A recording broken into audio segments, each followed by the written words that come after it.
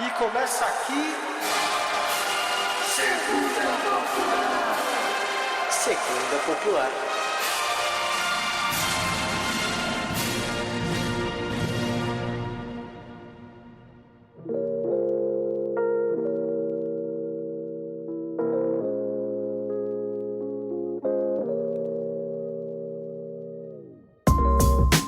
Fala, galerinha do mal, tudo certo? Sejam bem-vindos a mais um grande episódio do Segunda Popular. E hoje, algo que pra quem não nos acompanha há muito tempo, eu e o Frog fazemos live. O Segunda Popular originalmente era uma live na Twitch. E a gente já falou desse episódio de hoje, do episódio do Demon Slayer. Mas aqui estamos fazendo uma reformulada, uma reciclada, porque esse episódio não existe em nenhum lugar da internet, inclusive. E vamos ver o que sai. Estamos curiosos hoje. Frog, o que você acha de Demon Slayer? Se você fosse resumir, fosse falar brevemente pra quem não conhece, você recomendaria? Vou falar um negócio pra vocês, assim. Eu sou muito fã de Demon Slayer. Eu gosto muito.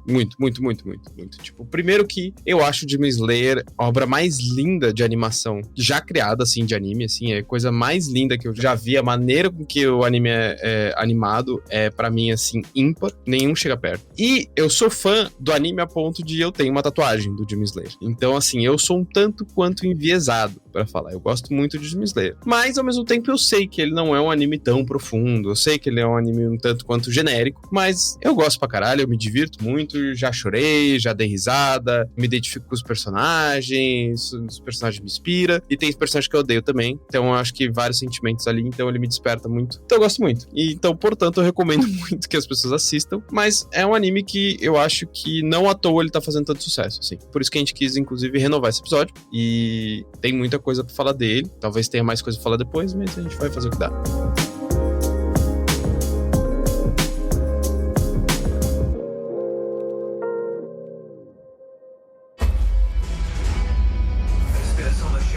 Segunda forma. Nobori Enten! Regeneração rápida e a típica malícia por trás dos ataques. Lua superior, que atacou primeiro uma pessoa ferida em vez de mim. Bom, o que eu não gosto é de seres humanos fracos. Se você pensa assim, eu acho que a gente nunca vai se dar bem mesmo. Mas então deixa eu te fazer uma oferta bem legal. Por que você não se torna um Oni que nem eu? Eu sinto que você é importante só pela sua aparência. Seu espírito de luta foi forjado como aço. Qual é o seu nome? Sou o Hashira das Chamas. Kijoro Rengoku. Então, pra contextualizar as pessoas, esse episódio provavelmente vai estar saindo ou na estreia ou no final da temporada, da quarta temporada de Demon Slayer, né? Porque, enfim, tem o contexto. Mas o original a gente gravou na segunda, então acho que tem isso. O hype do anime era muito diferente, o que se esperava. O mangá já acabou nesse momento também, então, tipo, o Frog já leu o mangá inteiro e ele sabe pra onde o anime vai. Eu acho que são momentos muito diferentes. Pra gente começar de algum lugar, o autor ou autora é o Koyaharu Gotouge, e aí, deixando claro que eu pesquisei, porque eu fiquei curioso pra caralho e me corrigiram da última vez. A gente não sabe se é um homem ou uma mina, porque é um pseudônimo, não sabemos nada muito sobre essa pessoa, mas é um mangá bem curtinho, é um mangá de 2 anos, de 2018 a 2020, e acho interessante essa onda de alguns mangás muito famosos serem curtinhos, e o anime provavelmente vai ter umas 5 temporadas, acredito, e ele já fecha, a gente já fez 3 delas, mais ou menos. Então, pra quem não conhece, o anime é um anime de época, eles passam mais ou menos entre 1900, talvez um pouco antes, talvez um pouco depois, assim, né? A gente já tem toda a estética dos nossos personagens são samurais, enfim, coisas mais da tradição japonesa, né? E a tradição é um tema muito recorrente, mas a gente já tem luz elétrica, a gente tem algumas outras discussões mais de uma modernização do Japão. E pra gente, enfim, acho que esse é um ponto mais fácil da gente falar, e o Frog já falou, mas ele volta também. A qualidade do anime é muito inquestionável, esse é um anime que ficou famoso porque ele era bonito de ser visto, bonito de ver a arte mexendo, e a galera acho que às vezes desmerece um pouco esse anime dizendo que ele é só bonito, e aí minha única defesa, porque eu acho que não tem por que gastar tanto onda nisso, mas uma arte não é só, principalmente um anime, né? Não é só bonito porque é da hora de ver o que você tá vendo. Tem direção, tem dublagem, tem coloração, tem tudo que você pode imaginar. A técnica de animação vai pra muito além de fazer desenhos se mexerem, né? Então, quando eu falo que o anime é bonito, e eu acho que essa defesa é válida, assim, existem várias e várias camadas de técnica que tornam o anime muito agradável, assim, o anime da hora. A história é ok, é meio foda-se a história, sinceramente, mas eu acho que é isso, não tem nada muito ruim. Acho que as coisas são mais chamativas. Pra quem nunca viu e tem curiosidade, a gente tá, enfim, como eu falei, a gente tem o Tanjiro, mais ou menos em 1900, é um cara super normalzinho, um irmão mais velho de uma família, e a família dele é devorada, destruída por um demônio, por uma caricatura muito famosa que eles têm no Japão, dos demônios, dos monstros da noite, né? E aí o Tanjiro vai virar um caçador de demônios pra vingar a sua família, né? E nós vamos conhecer os caçadores, vamos conhecer os demônios, é basicamente isso, não tem muita firula a história ela é bem direta ao ponto. Acho que o primeiro ponto que a gente pode falar, pra gente já ter uma discussão, e o Frog dá os pontos dele também, é como, narrativamente falando, os demônios, eles são como se fossem vampiros. São criaturas que só surgem à noite, criaturas que se alimentam de seres humanos, não é necessariamente de sangue, mas da carne humana. Tem demônios que fazem magia de sangue, isso é uma brisa bem de lore vampiro, assim. E se eles te morderem, você pode virar um deles. Então todo o lore é muito de vampiro. E aí acho que isso traz várias interpretações sobre, assim. Queria ouvir o Frog, tipo, notar que eles são vampiros muda alguma coisa na narrativa pra você? Você acha que isso é uma coisa que tem a ver com o Japão? Pra onde você acha que vai isso? Assim? Não, assim, eu acho que, tipo, tem questões da cultura japonesa, assim, né? Porque, tipo, como o Japão trata demônio, né? Tem isso também, não é à toa, tipo, que eles usam a terminologia de demônio e não de vampiro, apesar de ter diversas semelhanças com o que a civilização ocidental entende como essa figura mitológica do vampiro, né? Nessa questão de vida eterna, de sugar a alma e tal. Então é uma questão que pertence ao imaginário, tipo, de habitar as florestas, né? Tipo, à noite, e aí o Muzan, que é o grande vilão, circular em meio às pessoas e tal, e passar desapercebido e tal. Tem várias questões que remetem muito ao que, por exemplo, a gente entende como Drácula, assim.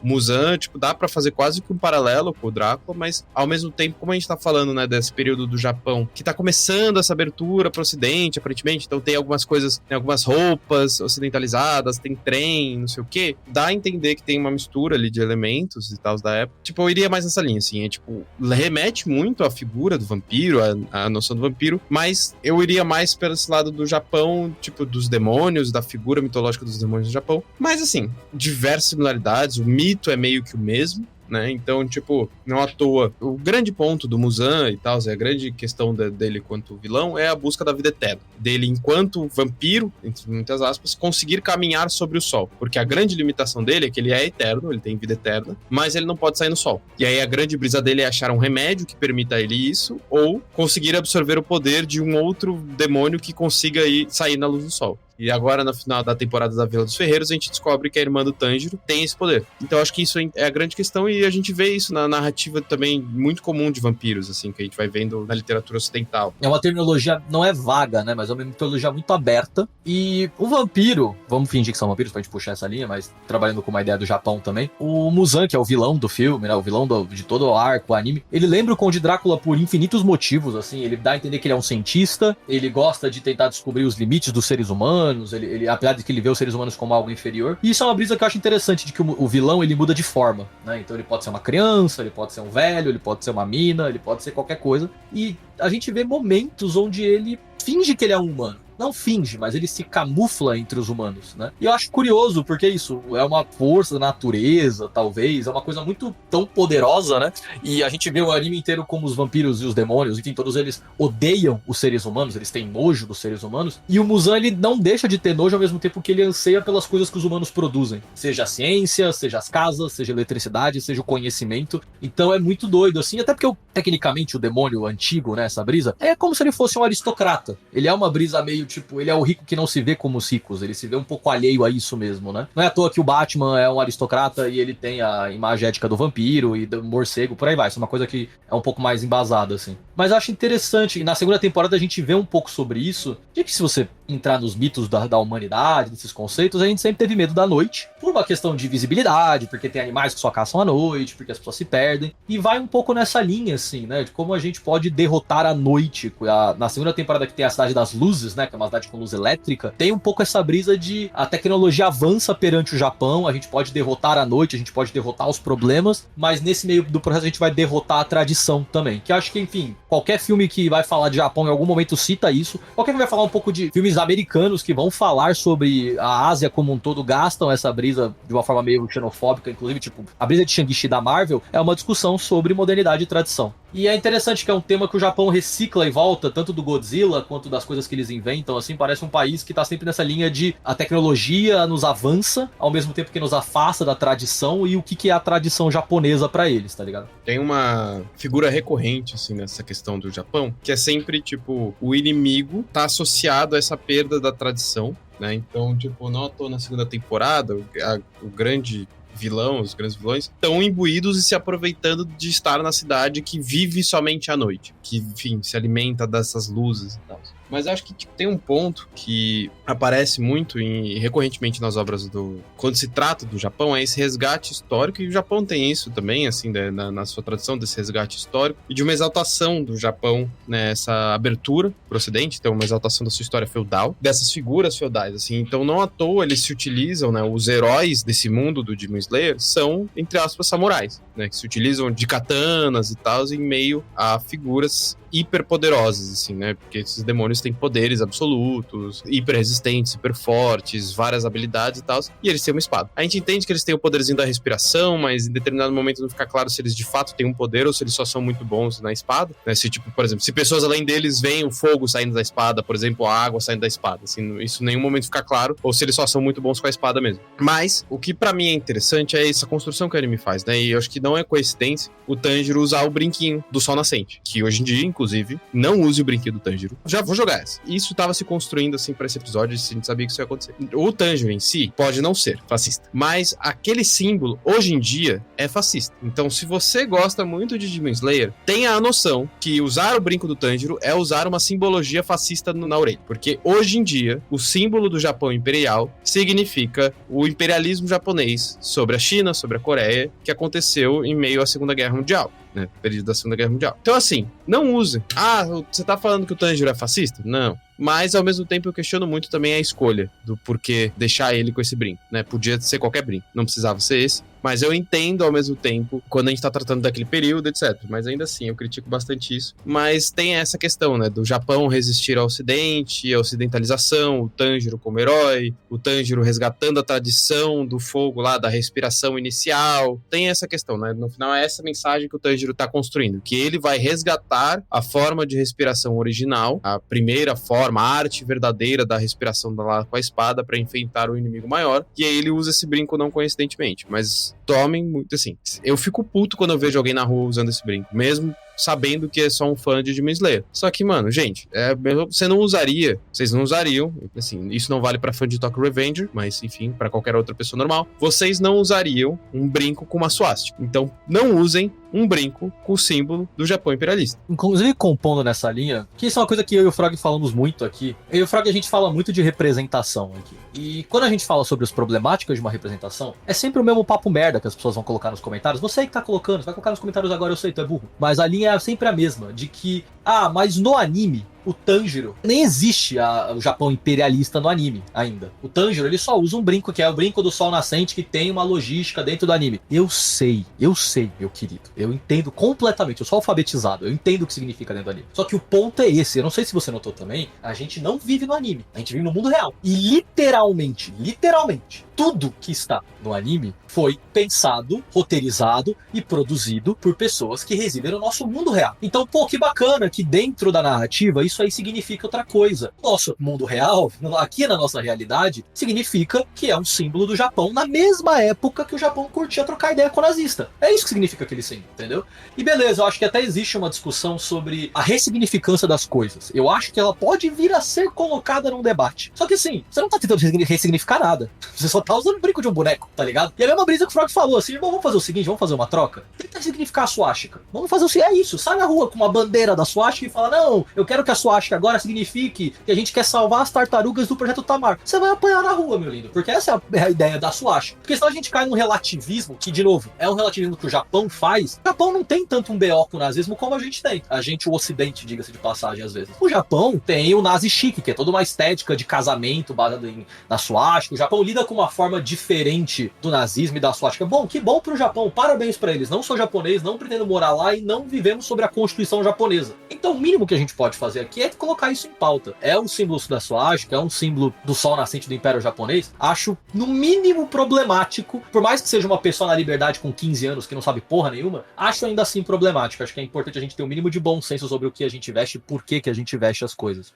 Minha técnica de partitura musical vai nos levar à vitória! Agora eu posso ler toda a sua partitura desprezível!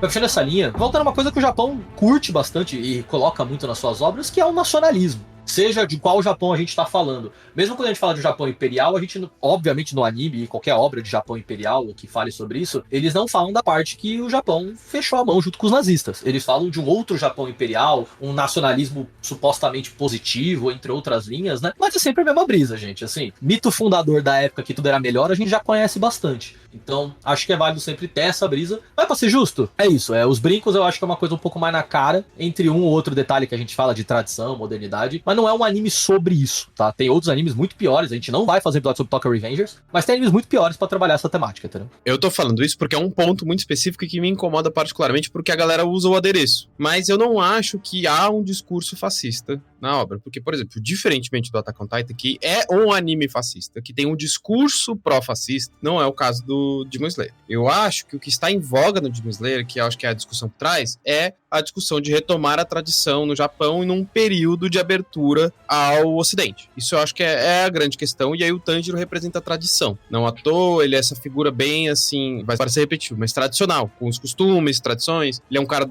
que veio de uma família das montanhas e não sei o quê. É isso. Sem grandes questões em relação a isso. Só, mano, não precisa usar o brinquinho com o símbolo fascista, tá ligado? Porque o Japão tem, de fato, uma história muito mal resolvida com o seu passado fascista. E o que eu quero dizer com mal resolvida é eles varrem debaixo do tapete e fingem não lidar com os crimes de guerra cometidos pelo Japão e não tratam isso adequadamente nas suas obras, mesmo em animes ou filmes, etc., de uma maneira crítica e repensando esse passado deles. Não é só o Japão, tá? Não tô falando isso como, o Japão, filha da puta, não. Não é só o Japão. Por exemplo, o Brasil tem uma história muito mal resolvida também com a ditadura militar. Não é isso que eu quero dizer. Eu não tô julgando o Japão por isso, mas é que é uma coisa que precisa ser dita porque tá em voga em várias obras de consumo massivo, que é o anime, né? Isso, o Japão exporta muito anime e isso é mal estabelecido nessas obras, assim. Mas, entrando em outros pontos, existem outras figuras dentro do anime que representam outros papéis, outras figuras, que aí eu acho que vale a pena a gente gastar um pouco, porque eu, particularmente, sou muito fã de várias, assim. Várias mensagens que são colocadas no anime me tocaram muito, assim, a ponto de eu fazer uma tatuagem muito específica, inclusive, eu vou falar disso. Pra quem me segue no Instagram sabe também a tatuagem que eu tenho no peito. Mas, então, nesse sentido, eu não quero invalidar o anime. Só quero trazer essa contraposição porque eu acho que é necessário. Mas, ao mesmo tempo, eu acho que aí essa simbologia dos Hashiras é muito legal, porque cada Hashira também tem seu ponto de como ele é valoroso, etc. E eu acho que vale uma pena a gente gastar essa onda. Até porque eu sei até qual Hashira é o preferido do Terça. E eu já sabia que ia ser o preferido do Terça antes dele assistir. E ele sabia qual ia ser o meu, sem eu precisar falar depois que ele assistiu. Olha, eu e o Frog, a gente pode ser muitas coisas boas, inclusive, mas a gente é realmente muito previsível. É impressionante, assim, por acaso a gente falando de anime, mas assim, às vezes eu mostro uma foto de tal pessoa pro Frog, e eu falo que eu gostei de uma obra, ele falou assim, você gostou por causa disso, né? Eu falei, gostei, Frog, ele falou, beleza. Então assim, a gente não se conhece há tantos anos, a gente não é amigo há 10 anos, tá ligado? A gente é amigo há 3, então, mas enfim, somos pessoas previsíveis. Mas, enfim, vamos tentar dar um contexto caso você não tenha visto e tal, né? Só que tem esses personagens que são, vamos dizer assim, os generais dos humanos, né? É o tipo Kakashi, esses personagens fortões do lado do bem, que são os Hashiras, e nesse sentido eu acho que o anime é muito bom, assim, o design dos Hashiras é bem legal, cada um meio que tem uma técnica específica e um motivo pra estar lá, alguns mais ou menos interessantes, e obviamente o meu personagem preferido é o cara que é o maluco. Ele é completamente maluco, ele gosta de coisas extravagantes, ele é um ninja fortão, falei, é isso, é o meu tipo de boneco. E o do Frog é tipo o Capitão América dos Hashiras, eu preciso deixar isso gravado, inclusive, porque o Hashira do Fogo é basicamente o Capitão América dele. Mas até piadas à parte dentro dessa linha, o anime, eu acho que isso é a parte boa do roteiro do anime, assim, ele cresce muito em você entender por que aquele personagem se tornou um Hashira, por que ele é tão forte, por que ele é tão relevante pra discussão, e ao mesmo tempo quais são os dogmas, vamos colocar assim, né, o que move esse personagem. E acho que é uma parte legal. Todos eles estão juntos pela humanidade, vamos dizer assim. Alguns por motivos extremamente nobres, outros por traumas de família e traumas horríveis e querem, na verdade, um pouco de vingança. Outros porque parece que não tinham muito o que fazer. Então, eu acho muito curioso esse conceito de que, quando a gente fala, enfim, de lutas, né, de organização de luta, gostando ou não, as pessoas se organizam por motivos muito diferentes. Tem gente que vai estar 100% alinhado com você, tipo, eu quero a mesma coisa. Tem pessoas que vão estar alinhadas querendo outras coisas por trajetórias diferentes, e é por isso que existem tantas ramificações à nossa esquerda. Mas eu acho interessante analisar isso, assim, tipo, por que eles são tão diferentes quando eles se juntam. E a gente pode falar do Frog, eu acho que o Frog defende o Hashira dele melhor que eu. Então, tipo, ele pode falar do Hashira do Fogo, assim, mas eu vou além, pra vocês que não, né, enfim, não vou dizer qual momento da nossa vida foi isso, mas houve momentos Deus, onde eu invoquei a moeda do Hashira do Fogo e falei assim, Frog, você vai desistir? O Hashira do Fogo nunca desistiria, Frog. Olha o que ele falou aqui.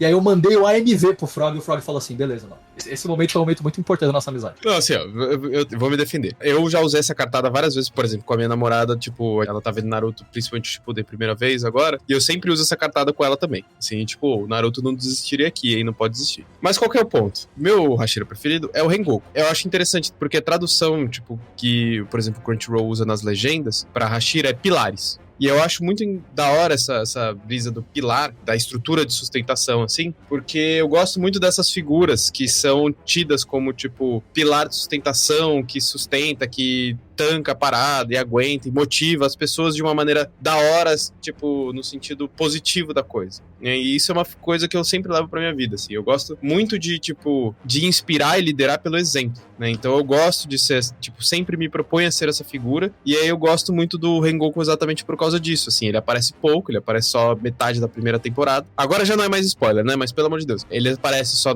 na segunda temporada e morre, mas ele morre tentando proteger. Ele morre se dispondo a proteger e exatamente para que ninguém mais além dele tenha que morrer. E ao mesmo tempo, durante toda a aparição dele, ele é tido como essa figura forte, mas ao mesmo tempo amorosa e carinhoso e disposto a ajudar, mas ao mesmo tempo com princípios, assim, tal. Isso eu acho muito interessante. Então eu gosto muito dele. E é isso. É a figura do incendiei seu coração, de tipo, mano, vai lá, tem esse gás, esse fogo interno, assim, eu gosto muito, muito dessa brisa. Então eu acho, pra mim, o melhor personagem, é o melhor boneco do desenho. É o melhor boneco do desenho. E esteticamente é muito da hora, assim, o foguinho que ele produz, os ataques dele e tal. Mas, assim, é por isso que eu gosto dele, né? Eis a minha defesa, eis a minha justificativa. E eu acho da hora essa concepção de liderar pelo exemplo. E aí eu vou aproveitar e vou fazer o gancho. Por quê? Porque a gente tem histórias de várias figuras da classe trabalhadora que lideraram pelo exemplo. Então, não coincidentemente, são também as minhas maiores inspirações na luta da libertação da classe trabalhadora. Como, por exemplo, Marighella, como, por exemplo, Che Guevara, como, por exemplo, Sankara. Por quê? Porque são figuras que, além de ter o discurso afiado, além de ter a teoria, né, e compor teoricamente com o movimento comunista, são figuras que se propuseram a estar na frente do movimento e, enfim, liderar, por exemplo, com disciplina, com vontade, com abnegações. E, cara, pra mim, sim, nunca houve nada mais inspirador do que esse tipo de coisa. Você vê na figura a materialização daquilo, assim. E aí,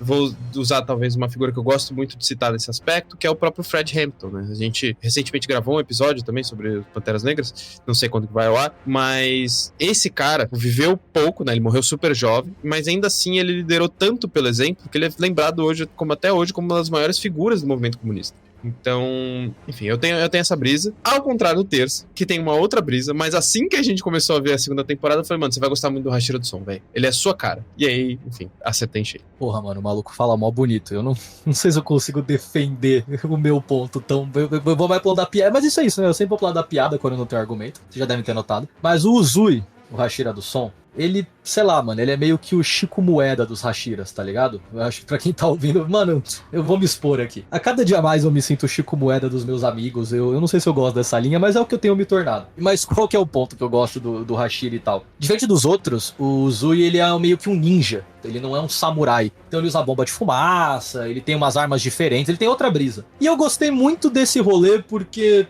da minha experiência, não só com a Soberana, mas a minha experiência relacionada à militância, eu senti que eu, tipo, se o acaso tivesse sido um pouco mais ingrato, eu teria virado um super liberal, tá ligado? Assim, se eu não tivesse feito os amigos certos, eu tivesse clicado nos sites errados, ou isso lá, eu teria virado um liberal do caralho, assim, eu era muito liberal, inclusive. E eu sou muito grato, tipo, ter encontrado uma galera e eu falei assim, porra, mano, é isso, eu tenho uma brisa muito diferente, às vezes, eu gosto de outras coisas paralelas ao comunismo, vamos dizer assim, mas eu fui, tipo, radicalizado e falo, porra, da hora, encontrei uma galera, e, tipo, a gente tem linhas, às vezes, diferentes de estratégia, mas isso tá dentro da linha de que a gente se tem como proposta, e o objetivo é sempre o mesmo, e eu acho que o Uzui, ele pega muito essa brisa, assim, não tem nada a ver com os outros Hashiras, e isso é, inclusive, esteticamente mostrado, mas ele encontrou um sentido pro que ele tá fazendo, ele respeita os colegas, e ele tem essa brisa de, enfim, tal qual o Chico Moedas, tal qual eu gosto também, de ser meio babaca, sei lá, muito bem qual que é essa brisa, mas é tipo, mano, a gente é bonito mesmo, e a gente vai usar uns brilhos, e a gente é mó da hora, mano, e é isso aí, cola com a gente que vai ser da hora, mano, a gente vai dar um jeito, vamos dar um jeito, cola lá. E eu gosto dessa brisa, apesar das problemáticas que ela se coloca na prática, eu gosto gosto dessa ideia de pensar que a gente pode estar tocando pessoas hoje que nunca imaginariam ser comunista, porque eu nunca imaginaria que eu seria comunista na minha vida. As pessoas que me conhecem há 4 anos atrás, há 3 anos já tinha Soberana, mas há 4 anos atrás as pessoas acham surreal eu ter virado comunista. Não tem nada a ver, tá ligado? E eu acho que eu gosto justamente dessa brisa, assim, apesar de toda a extravagância e a maluquice do personagem, que ele é meio exagerado mesmo, assim como eu gosto, ele tá na linha de frente, ele confia cegamente nos colegas dele, ele se sacrificaria pela causa, apesar de ter uma linha às vezes paralela a ela, assim. Então eu gosto. É a melhor defesa que eu consegui fazer, é dizer que eu sou o Chicoin da Soberana, olha que delícia. E até pra gente fechar essa ideia, pra não dizer que são só flores, assim, o anime tem vários problemas. Tem a Hashira do amor, que é uma mina, e o grande sonho dela é arranjar um homem pra casar. Tem essas partes mais bizarras, assim. Mas eu acho que é um anime funcional. Eu diria que é isso, assim. Eu acho que os temas que o autor quer puxar, ele puxa, ele desenvolve bem.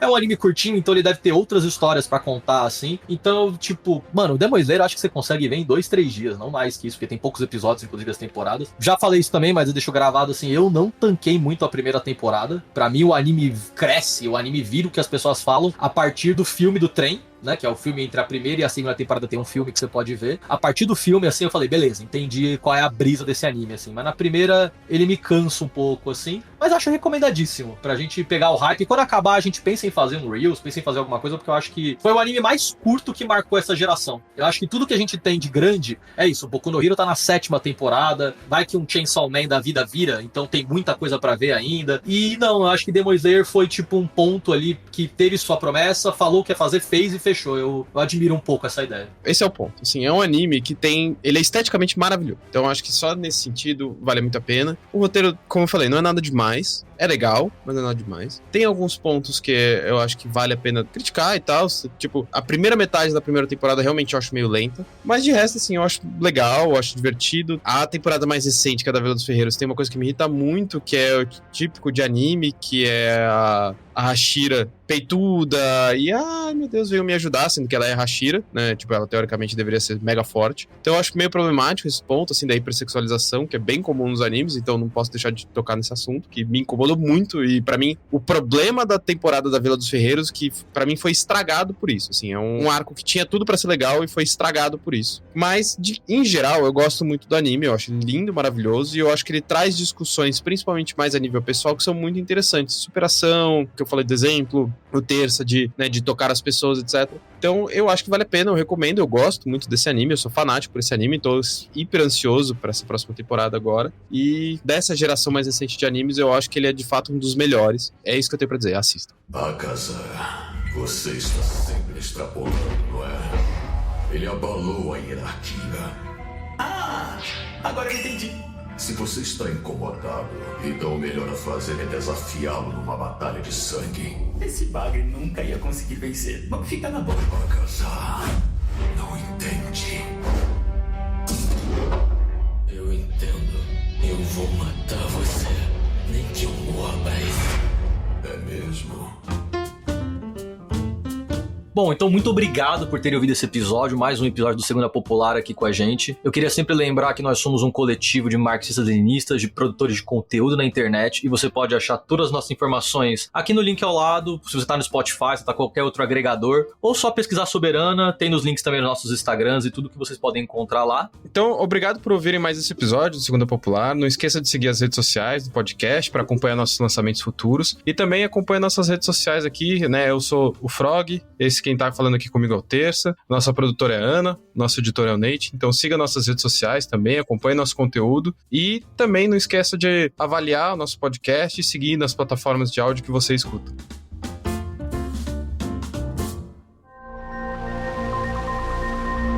Este podcast foi editado por Nate Clayman.